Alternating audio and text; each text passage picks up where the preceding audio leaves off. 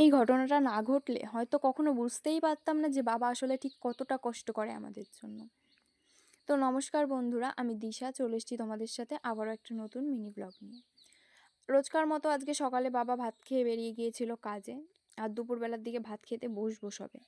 ঠিক তখনই বাবা হাঁপাতে হাঁপাতে এসে বলে, তাড়াতাড়ি চল, ভ্যান খারাপ হয়ে গেছে, ভ্যান ভর্তি কুড়ো আছে, সেটা খাটাল পর্যন্ত ঠেলে নিতে হবে। তো আমি আর মা চলে গিয়েছিলাম, আর এদিকে মায়ের কাজে যাওয়ারও টাইম হয়ে যাচ্ছিল। তারপর প্রায় 20 মিনিট পর্যন্ত হাঁটার পরে আমরা চলে গিয়েছিলাম যেখানে ভ্যান ছিল সেখানে। আর আমরা একটুখানি ভ্যানটা ঠেলছিলাম, মানে প্রায় বলতে গেলে একটু একটু ঠেলেই না দাঁড়িয়ে পড়ছিলাম একটু রেস্ট নেওয়ার জন্য।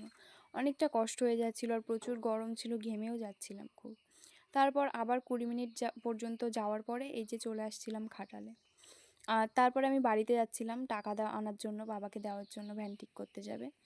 যাওয়ার সময় জুতোটাও ছিঁড়ে যায়, কোনোভাবে খালি পায়ে গিয়ে আরেকটা জুতো পরে টাকা নিয়ে চলে আসি বাবার কাছে। আর এসে দেখি বাবা ভ্যানে কিছু একটা করছিল। তারপর বেশ খানিক দূর আমি আর বাবা আবার ভ্যানটাকে ঠেলে নিলাম।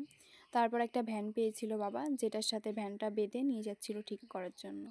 তো এই ঘটনা থেকে আমি একটা জিনিসই শিখলাম, যে বাবা আসলে কতটা কষ্ট করে এটা বুঝতে পারলাম। আর খারাপ সময় যখন আসে তখন সব দিক থেকেই আসে।